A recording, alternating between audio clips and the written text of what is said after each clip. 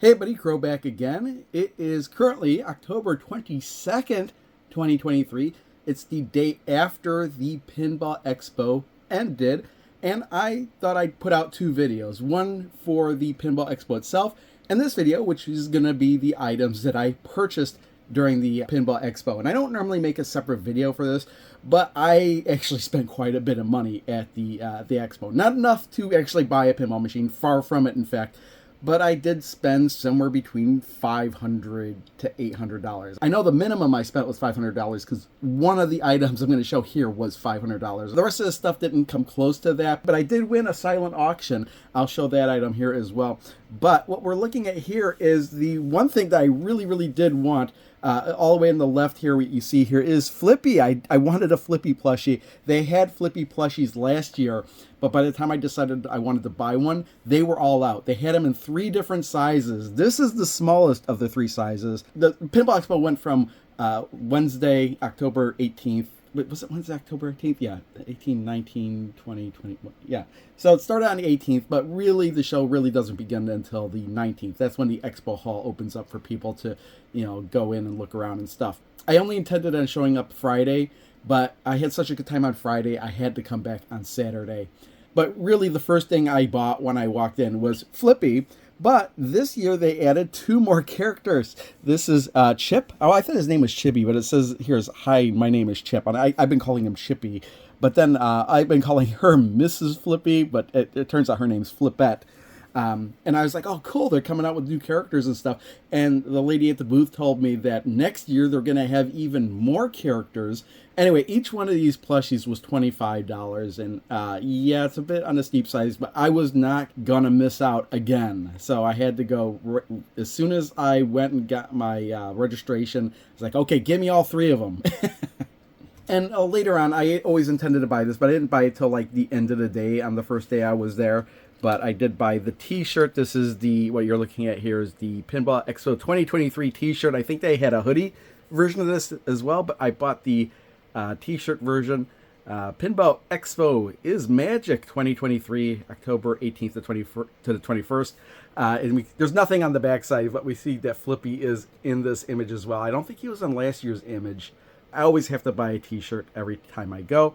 It's not the only article of clothing I bought there as well, but these were the items I bought that were sold by the expo themselves. All the other stuff I bought were from various vendors, and not all of it is pinball related.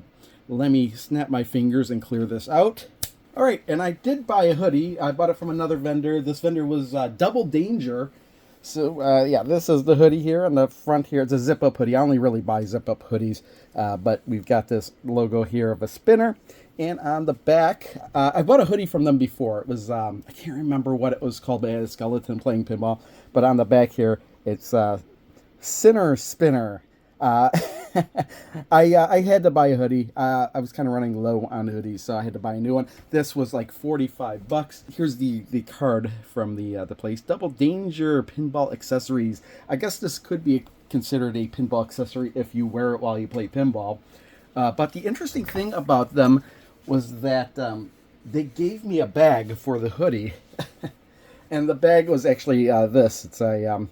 It's actually a pretty nice bag instead of just like a plastic bag or not even giving me a bag at all. But yeah, Soft Plunge, Double Danger. They had lots of other t-shirts and stuff as well, but I wasn't going to buy a whole lot of t-shirts or anything. I just wanted the hoodie.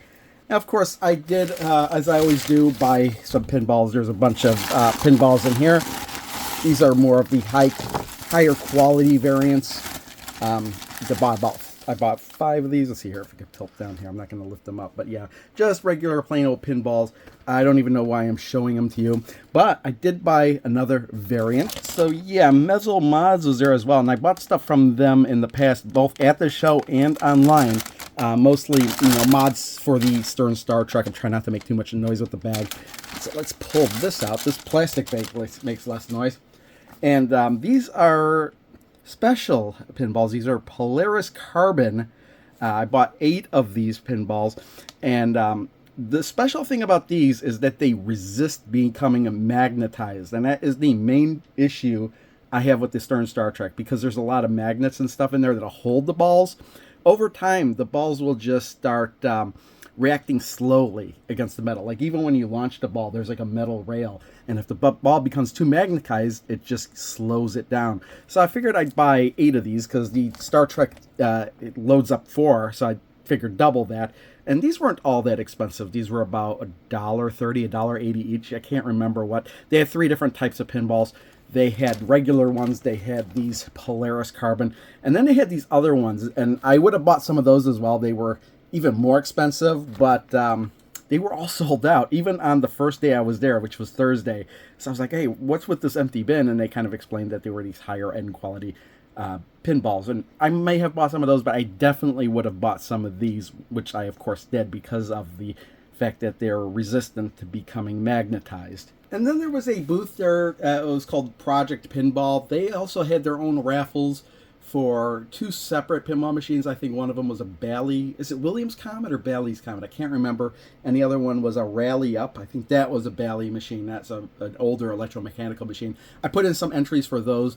I didn't win. They also did have the silent auction, which had the item I won, but I'll show that after I show the item I just kind of just bought flat out. And this was, I think, $25. This is a Super Skill Pinball 4K. And this is a kind of like a pinball board game of such. I still haven't opened this up. They had 4 different versions of this. This is the original one. Then there was another version that had 4 tables in it. And then there was a National Lampoon's version that had like a Christmas Vacation. Well, I guess it wasn't National Lampoon's because I had Christmas Vacation, had Elf, and something else that I can't quite remember. And then there was a Star Trek variation that I think it was like based on the original Star Trek. There was like a Tribbles table and some other tables in there. Those each had 3 each instead of 4. But I figured I'd just go with the original one, and if I liked it, maybe I'd buy the other ones later. This was like $25, so it wasn't that bad. You can see here you could have you have 4 different tables here. There's a Carnival, a Cyber Hack, Dragon Slayer, and Dance Fever. I guess you could play with with 1 to 4 players. And it's just kind of, I don't know, it's almost like an RPG version of pinball, where it's like you roll the dice and you find out whether or not you score points or drain the ball. And I guess when you drain all your balls, that's whatever your score is, your score. So I guess it's a board game version of playing a pinball table, which is kind of an interesting notion. I'm really tempted. I got to open this up and see it now. Got the wrapper off of this thing. Oh, look at this. All right. So I just kind of want to get an idea of what's in here. I guess this is a catalog of what they have. All right. Super Skills Pinball, wrap it up. Maybe there's more than 4 of them, because I don't remember seeing this one. Either that or it's the one that, so I have different kinds of board tabletop games. Oh, look at this. Do you get 4 for every player? Huh. Let's see here.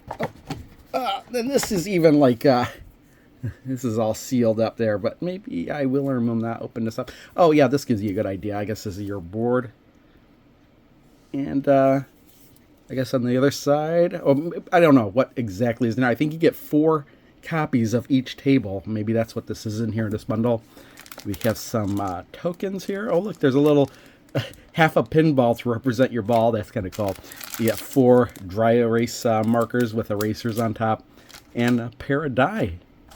And some silicone that they tempt you to eat by telling you not to eat it. Project Pinball also had all these silent auctions going off. They had, I guess, all these items donated to them, and you basically scanned a QR code and you put in a bid for the item. I won this item. It turns out I was the only person that bid on this item, and it's in this box here. So what was interesting is I knew I had won the auction at around 4 o'clock or so. And I went up to the table and said, hey, I won the silent auction. And they're like, oh, well, we're not actually going to announce the winners till 5 o'clock. And it turns out they had Todd Tuckey from TNT Amusements reading off the winners for everything. So I kind of missed some of it. But I was there when he read off my name to come pick the stuff up. But since a lot of the people weren't there, by the time I got up there, they assumed I wasn't there. And they kind of shoved this off to the side. So let me see here. Look. Here we go. It is a shadow box of Battletoads, and I saw this as like Battletoads is my favorite NES game. Let me actually get this out of the plastic so you can see it better. And this thing is a pretty good size. I'm looking at the measurements on the bottom. Width-wise, this thing it's almost 16 inches wide, How tall is it? 16. It's like 12 by 16. It's got like it does have a hook on the back. It's from Artovision. The things that are, the ones that are about this size, they go for about $200. The starting bid was $50. I put in a bid for $50, and I was the only one that bid on this thing. I just knocked the camera. Maybe I could back it up a little bit there. There we go. You can see it better now here. I love Battletoads, and I love the speeder bike level. I played it so many times when I was a kid that I could pretty much get past it, even to this day, on even the first attempt. Even if it is a little bit laggy, I can still get past it. That's how good I got at the speeder bike level. Now, granted, I could never beat the game itself without cheating, but I still love this game. It's one of the best NES games. It's my favorite in particular, maybe even due to nostalgia. All right, as I was about to leave the expo, actually I was heading to pick up the item that I'm going to show last in this video, but I wound up at the, who is it, Pin Sound? Yeah, the Pin Sound booth, and I was just taking a close look at the stuff, and I saw what I thought was a 2024 calendar, pinball-related 2024 calendars. Oh, that's kind of cool. And then I realized it wasn't a calendar, and this is what it was. It's a vinyl record, Fabulous Jackpot Records Plays Pinball Volume 2, and it is a vinyl record, and I starting a couple years ago, maybe 3 years ago, I started collecting vinyl records, and hell yeah, I'm gonna buy a vinyl record with pinball soundtracks on it. This has got Fish Tales, Medieval Madness, Funhouse, Bonsai Run, and Theater of Magic. I haven't opened this up yet, but I believe this is a blue record. But this was the only record they had on their table. And I was like, hey, do you have volume 1? No, they had it and they sold out. Why didn't I see it earlier? Why didn't I look at their booth earlier? I could have had both of them. So I asked, hey, is there a way I can get volume 1? And they said, yeah, if you go to our website, you can order it online. So actually, that's what I did today. Earlier today, I went to their website. The record was $35. Unfortunately, because I was ordering online, it was still $35, but I had to pay for shipping. But yeah, I had to get it. You know what's on volume 1 is Black Knight 2000. One of the pinball table, I would argue, has the best soundtrack ever. So yeah, I had to order volume 1 as well. So I'll have that in a few weeks, I suppose. So there is one, well, there's two, well, technically 4 last things. They're not technically pinball related. I'm going to count this as one group of things. There were a couple booths there that were selling video game stuff. And because of the Atari 2600 Plus coming out, I was looking specifically for Atari 7800 games. And I was looking for just cheap ones. And the only ones that this one booth had, this guy, I buy from him quite often. He recognizes me. He's like, hey, hey, okay. So I asked him if he had any Atari 7800 games. And immediately he takes me over to the glass case that has all the expensive stuff. Is there? No, I'm looking for cheap, just random Atari 7800 games. I don't care what it is, just so long as it's cheap. Because I sold off all my Atari 7800 stuff a long time ago. And I actually bought another game. I bought Food Fight, but I was wondering, so I could test it on the Atari 2600 Plus whenever I get that. So I was just kind of wondering if I could get a couple more extra cheap cartridges, just so I could mess around with it on.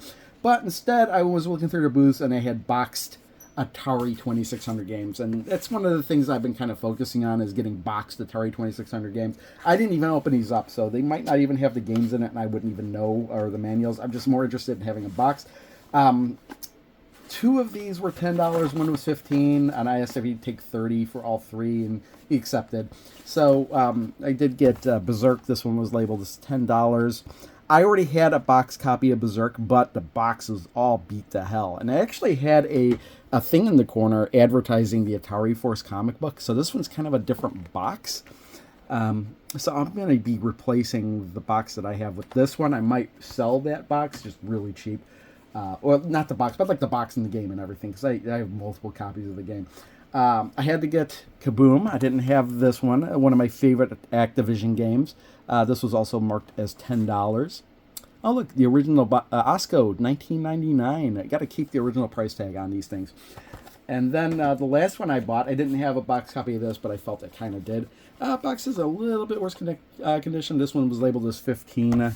Asteroids. Had to get a box copy of Asteroids, one of the best Atari 2600 games, or at least one of the more popular ones. But yeah, I kind of like the artwork on this box as well. So yeah, had to get that. And now for the last item, I can't just plop it in front of you here. It's too big. I'm just going to have to pick the camera up and point it at the item. So give me a moment while I do that. And here it is. I actually bought a cocktail arcade cabinet. I spent $500 on this thing. The original price on this thing looked like they wanted like $26.99.99. This was Friday. I'm walking around, and there was this booth in the center. It was almost not even a booth. It was just like a whole bunch of arcade games in the middle of the hall. And I'm walking around looking at it, and now this guy comes running around. It's like, everything has to go. Everything has to go. But there was like, nope. I've already taken some of the stickers and stuff that were on the top of this. I'll insert in an image of what this thing looked like after they put the sold sticker on it when I bought it. But it was running to prove that it worked. And that's all I did. That's all I knew is it worked. And there were other cocktail cabinets there from other vendors, but they wanted like well over like $900, $1,000, and it was just like the original arcade cabinet for the game. This is obviously just a multicade, but I just wanted a cocktail cabinet, and being a multicade was even better for me. I was even thinking about getting one of those arcade 1-up ones at one time, and those are even way more expensive than they should be, I think. Again, pardon the glare I'm getting from the ceiling light here.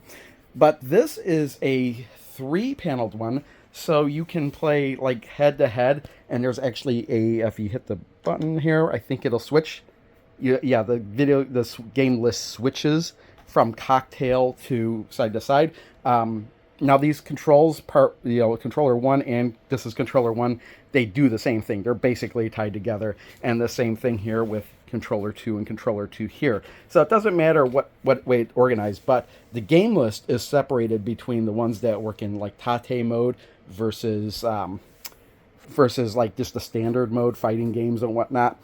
But I was going through the list of games here, and there are a lot of games in here I love.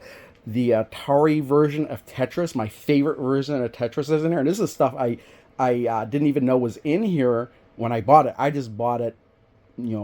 It's a multicade, it's a cocktail cabinet. It needs work. I'll show you some places where it's beat up. I'm probably going to wind up taking this whole thing apart, cleaning it up. When you boot it up, you get the Dell logo. So this is running something on a Dell PC. So it's running something on Windows, I'm willing to bet. I'm thinking, hey, maybe I'll even replace the PC. I'll switch this out with Launchbox and stuff, and I'll still have all the same functionality. As far as I can tell, there's no way to control the speaker volume, even if I go into the test, so maybe I'll put a volume knob on it as well. But it works pretty good. I was playing Tetris on it. I booted up a couple other things. It's just a little bit slow, which is why I'm thinking I'd upgrade it. Again, I'm thinking of just turning into a project. There's a couple scratches here. I can easily get rid of some of the minor scratches on it. There's a couple of ends on here that came off. Like there's the end here. If you lift it up, you got to be careful not to lift it up from the side here. It just feels like it's going to come apart. Again, this side here, that was just sitting there. I'll need to fix that. And I knew all this when I bought it. But $500 really seemed like a decent price for this thing. And I really wanted an arcade cabinet, a cocktail cabinet. I had to go for it. I thought about it for maybe 5 to 10 minutes. And I was like, yeah, okay, I'll do it. Do you take a debit card? And they said yes. And then I proceeded to spend about an hour and a half trying to get the transaction to go through because my bank was insisting this was a fraudulent transaction because these guys were from Florida. So they had me call into their office in Florida to try and get the transaction to go through. And Fifth Third's Bank wasn't having any of it. They were like, no. And then they were like, okay, you'll be good to go. We've unblocked the transaction thing. You just give it 5 to 10 minutes. But it still didn't matter. They still wouldn't make it go through. I eventually just wound up having to use a different card that I didn't want to use, but I used it anyway. It's the same money. It doesn't matter what account it's coming from, I guess. It's just coming from an account I didn't want to have to use. But Anyway, that's that's a story I probably didn't really need to tell, but yeah, I guess it's got like I guess the game list doesn't really matter if I'm gonna swap it out anyway. But man, it has like Pac-Man in here, Galaga, Burger Time is in here. That's a big plus for me. Look at this. Well, it's got Arcanard. I don't know how well Arcanard is gonna work since it doesn't have a dial controller. Hey, look, here's something pinball related. It's got pinball action. Super Zaxxon. I mean, for however old the hardware is in this thing, it runs pretty decently. And for games of this era, you didn't really need that much. And there's a lot of Neo Geo games on here as well. I mean, as it is, I could probably just, clean it up, put it back together. I mean, this thing is filthy. This thing, and there's a little thing here I could probably clamp together, fix. I could even replace the wood if I really needed to. I don't mind it being a project. I actually like the fact that this is something of a project for me to work on. And yeah, again, for the longest time, I've worn the cocktail cabinet. I'm actually surprised this fit in my car because here it's bigger than it looked like at the expo, and that's probably because everything else around it was so much bigger.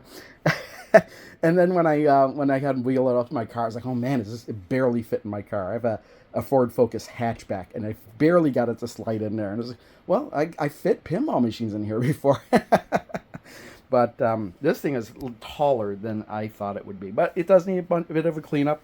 That's just going to be a project for me that I'll work on. Again, I'm going to have to see what kind of hardware is in there. I definitely could probably easily upgrade the hardware, if anything else. But I don't know much about the software this is running on, or if, I could just swap out the computer and leave it on a hard drive. And again, Launchbox is definitely an option, I think, for me. But I don't know how easy it will be to orientate the screen, at least through the menus. The games themselves, I don't think is that much of a problem to get to work. But the Street Fighter 2 Arcade 1-Up cabinet that I have, I could return that back to stock very easily and use the hardware from there and put it in here too. But I kind of want to put better hardware. Maybe, I don't know. Again, there's probably a lot of space in there. I could throw a PC in. Well, I guess I'll get to editing this video, messing around with this thing.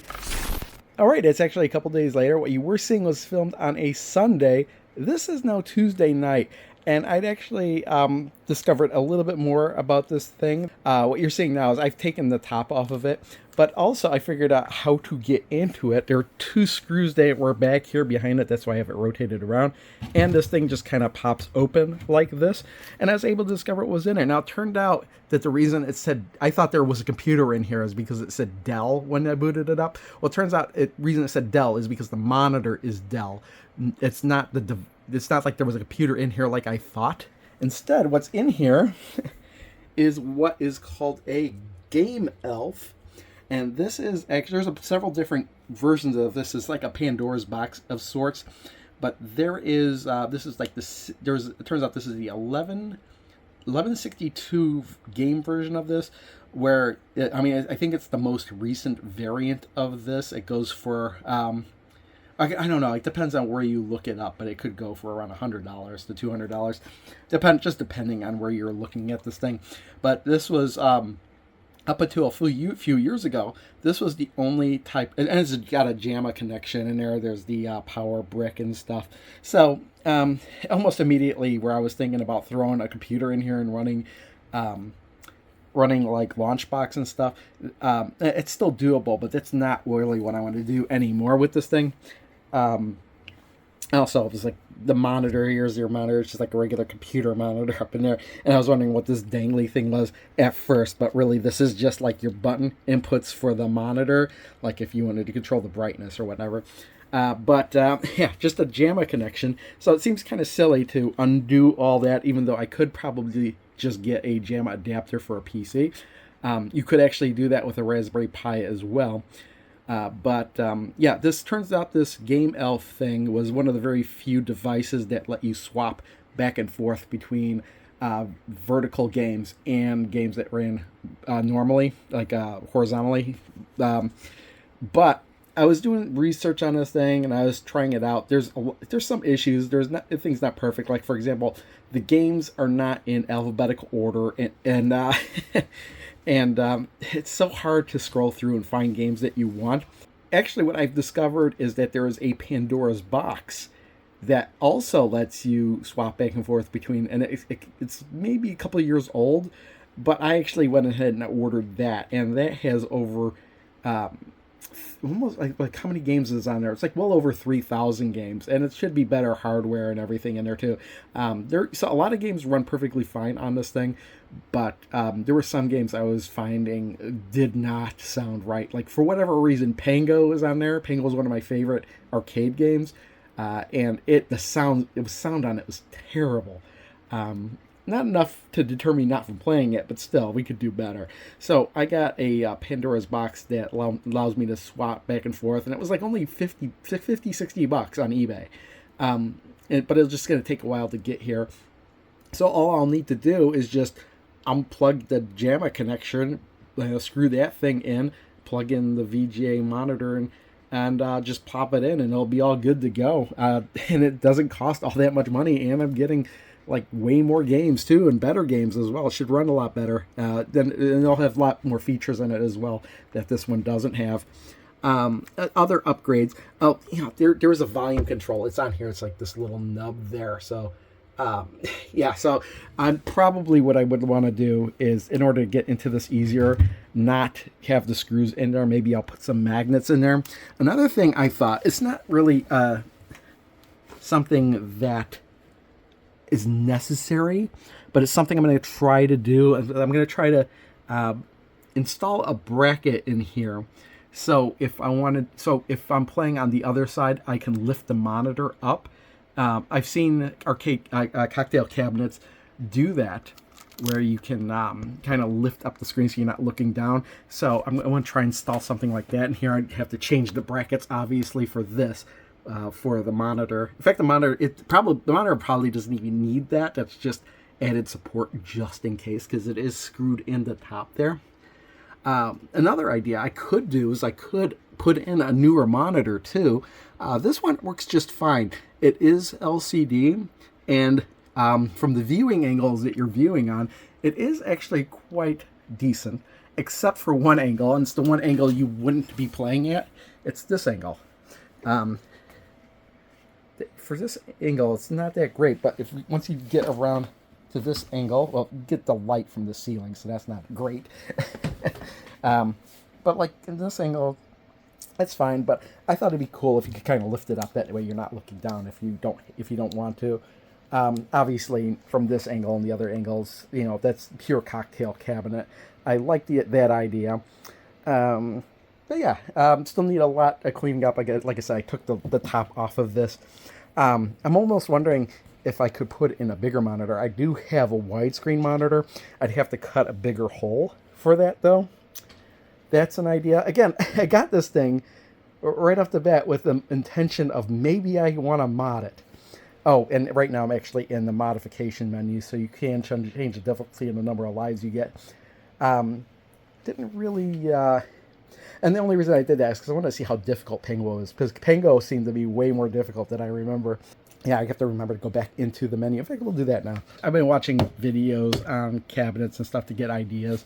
I kind of would like to replace this art. It's not that big of a deal. Again, I definitely want to replace something, fix this up. But again, these graphics, I know where I can get replacements for it. Not badly priced, but it would probably cost me about $100 to get decent replacements for the control panels. It's so dirty. That shouldn't be a problem to fix. But again, I'm going to take all this apart. See, and I've kind of noticed other nicks and dings and stuff. Not terrible stuff. Maybe stuff I won't even fix. But, now we can exit.